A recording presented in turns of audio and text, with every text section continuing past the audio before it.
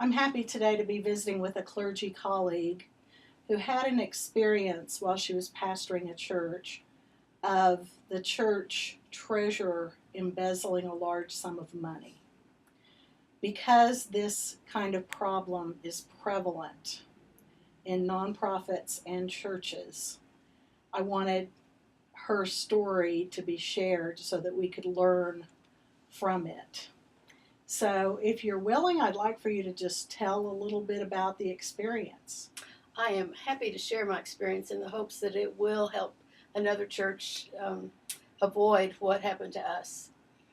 It was a very unsettling experience, kind of like an earthquake happened. The treasurer was the patriarch of the church. His parents had been charter members. His sister was the organist. He had a brother who was a minister, another sister who was a minister. He taught Sunday school, he sang in the choir. Everyone looked up to him. And for this to become apparent really did shake everybody up. He was an uncooperative treasurer, really, now that I think back over it. I like structure in my meetings, and so I'd ask for all the committee chairs to have their reports in a week in advance so everyone could look over them. And he never would do that. And he'd always come to the meetings about 5 minutes late, and he'd hand out his report just before he gave it.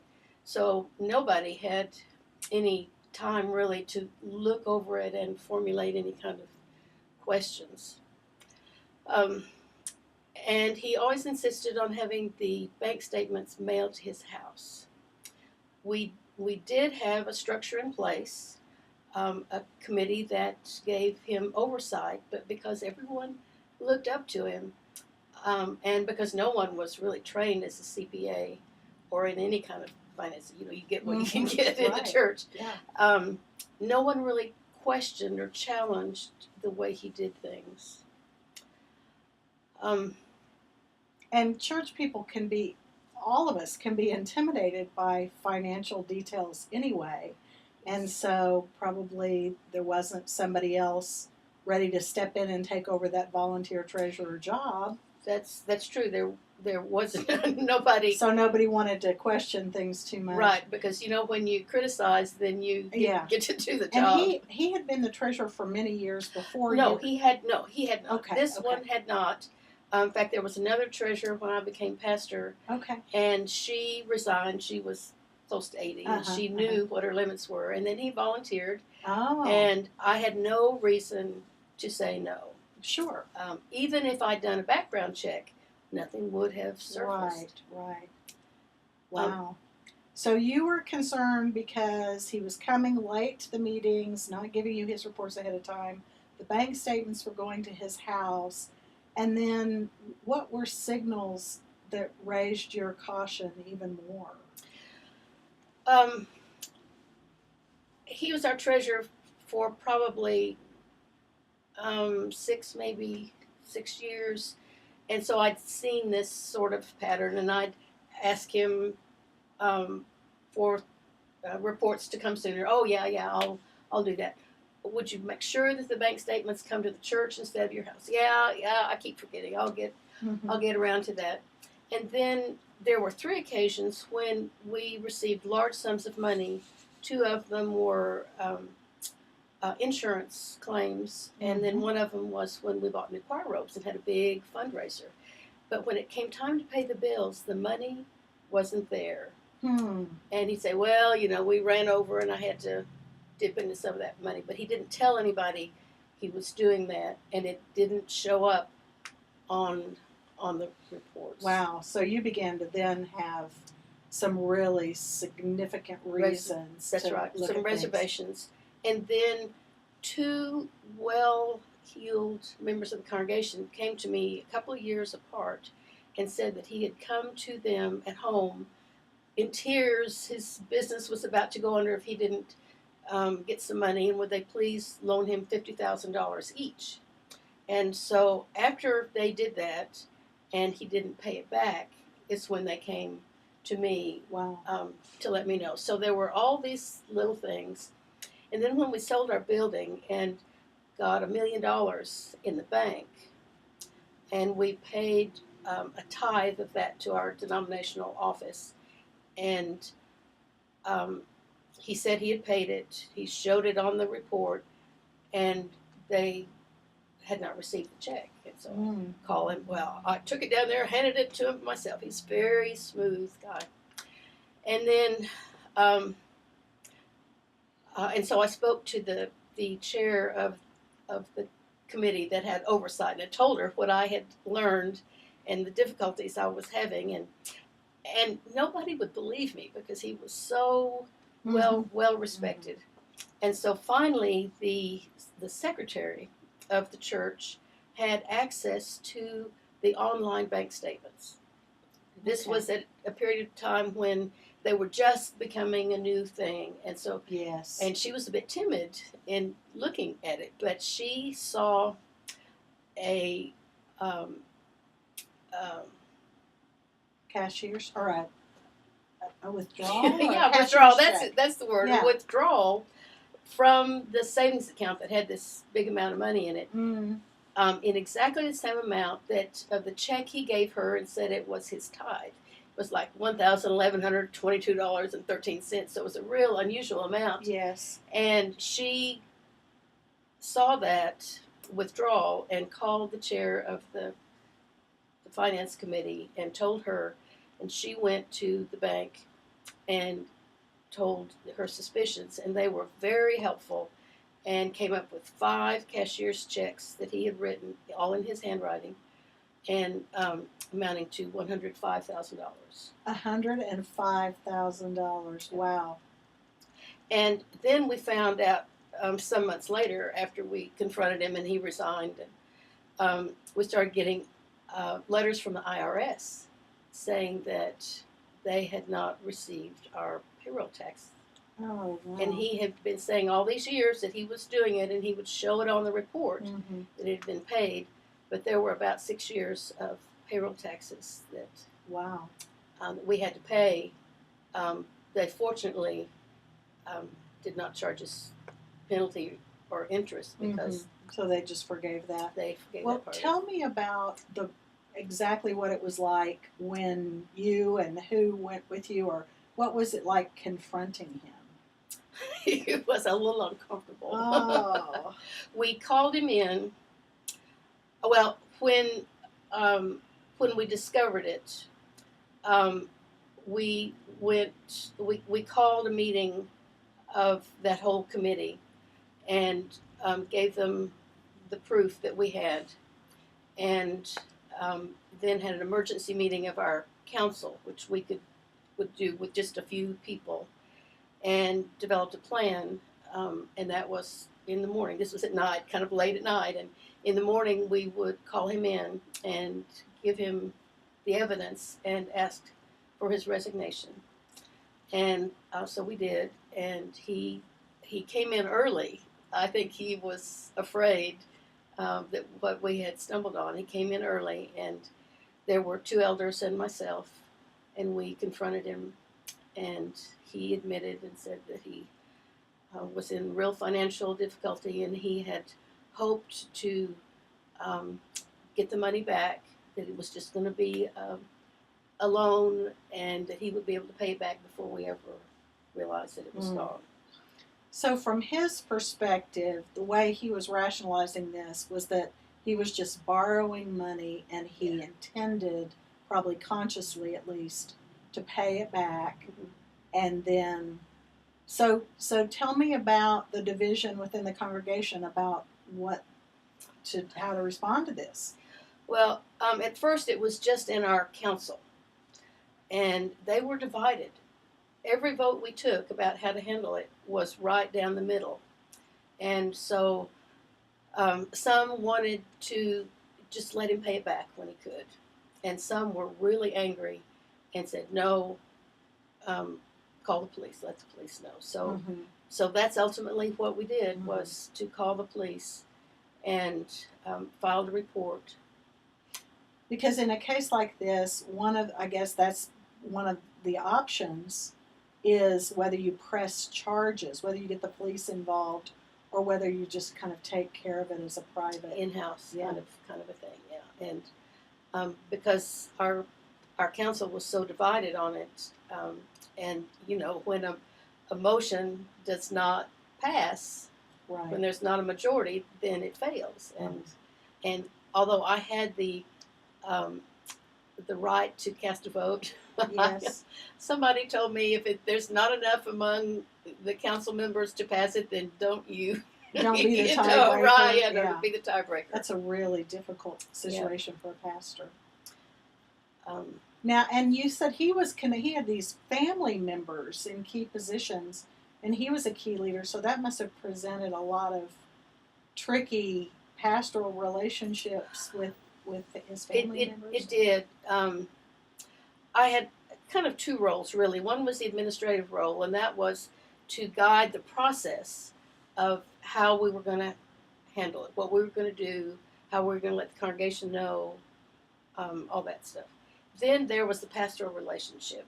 Yes. To him and his family, his wife and daughter were members, his sister and brother-in-law, and he was a human being, a child of God in some distress, and so I could be pastoral without any problem. Sure. Yeah. Wow, that's a really tough It was ministerial situation. So how did you? But then at some point you let the whole congregation know, or how did that work? Well, one of our council members got so angry that she resigned from the council and from the church and started telling everybody. And so at that point, two things happened. One, he had promised to pay a certain amount of money by a certain date, and he hadn't done it. And then this person had spread the word, and so we had to. So you had to, and secrets just have a way of coming out.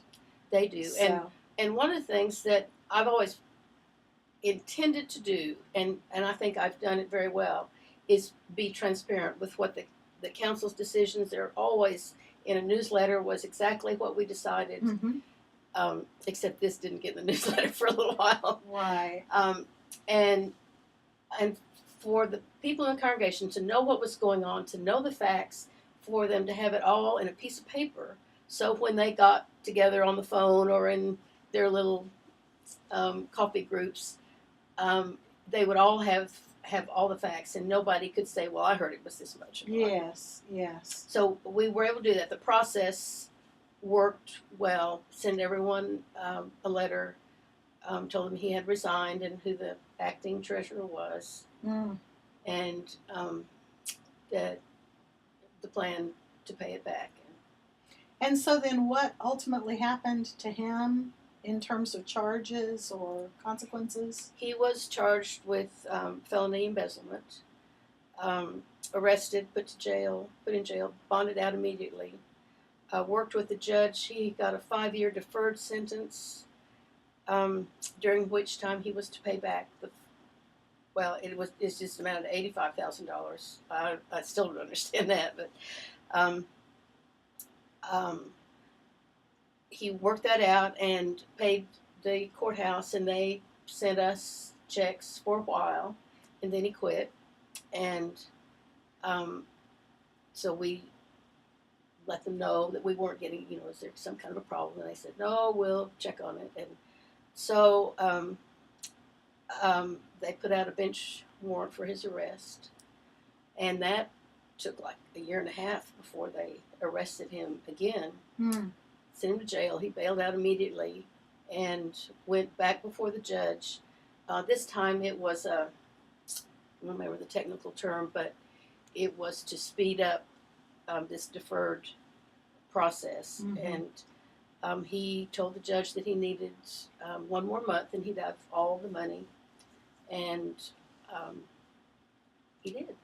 Okay. I don't know how he got it, but he had all the money. And as much of a turmoil as it created for us, the church, the congregation, it created even greater turmoil for the family. It just about tore them apart. That's heartbreaking. But did they continue to come to church through that process? Yes, they did.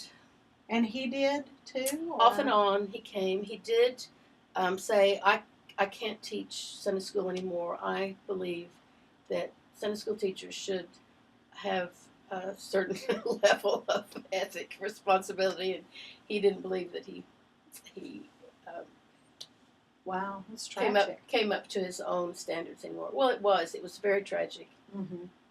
Did you see any trends in how this story coming to light affected the patterns of giving? Do you think that people in the congregation had questions about whether the stewardship was responsible and reliable? Or... Yes, some of that did come out, and people began to give more than Mm-hmm. after he was gone, and people would say, well, I always kind of wondered, Mm, which I think is probably pretty typical. yes. People who don't actually come forward and say to me or to the committee, I think something's going on. And of course, even before then, we didn't have a shred of evidence. It was just Right. gut feelings. And Well, it must have required a lot of patience and maturity on your part to is that what it was? to wait until this story Well, unfolded. Yeah, I'd like to say I gave him enough rope to hang himself. Right, because an alternative thing might have been to confront him when lay people weren't believing, That's right. and that would have even driven that wedge farther apart with people not trusting you. Right. So really, so do you have any advice to when you think about, say, pastors who are new in ministry and they're going into a situation? So some of the things you saw were this guy having the bank statement sent to his home. I suppose that could be a practice that a policy could change. Right. That, Yes. maybe. Yeah. Well, one thing I think is to train the committee and maybe even the council how to read a budget and the bank statement. And one of the things that might have helped is if we had asked for the check register so we could see each check number. Yes. And what it was. That's good advice. So not only to look at whatever finance report he generates and brings, but to actually have at least a few people comparing that to the bank statement. Yes. On a regular basis. Yes. Yeah, And that makes sense. I don't think the whole council needs to see it, but if that committee Mm-hmm. On a regular basis, a monthly basis, Right. sees it, Yeah. and so they know what the treasurer is supposed to be doing, and the treasurer knows they know. Right. I think that was part of the problem. Was he was so slick and smooth talking, and able to say, "Oh well, I'll get that to you next time," and then of course next time he remembered it. Yeah. Well, and of course it's complicated because we want to have an ethic of trust and an ethos of care. So I can imagine that you said these church members that he came to and asked to borrow $50,000, Yeah. and yet, I mean, shouldn't the church be the kind of place where people support each other with deepest needs? Mm-hmm. But that's an opportunity to think about what is our covenant with each other. That's a really challenging situation. That's a whole other issue. Yeah. Yeah. And I'm not sure how that would happen in a congregation. Can we sign covenants with each other? I'm pretty sure that this fellow would have signed a covenant. Right, and that's the thing is, I can't imagine things you could have done to prevent him or someone like him from doing what he did. And these stories are very prevalent in the news about different institutions that experience embezzlement. So thank you for sharing the story. Is there anything else that you want to add when you think about just how did it affect your faith and your sense of your own my faith ministry? has been rattled so many times. And because it was not personal, yeah, you were able to detach. I was able to lead the congregation through this trauma. Yes. And so. Well, so- and that's part of what I admire about your story is I really do think that that self-differentiated, mature faith and leadership, what a gift. If you hadn't been there, if they hadn't had a pastor during this time or a pastor who was able to pay attention to these details, the guy would probably still be embezzling. He might. So good for Just you. Don't know. Thanks so. for your service to the church and the people of God. Well, I say you go nowhere by accident. Everywhere you go because God has a reason for you to be there. Yeah. All right. Well, So, thank you so very much.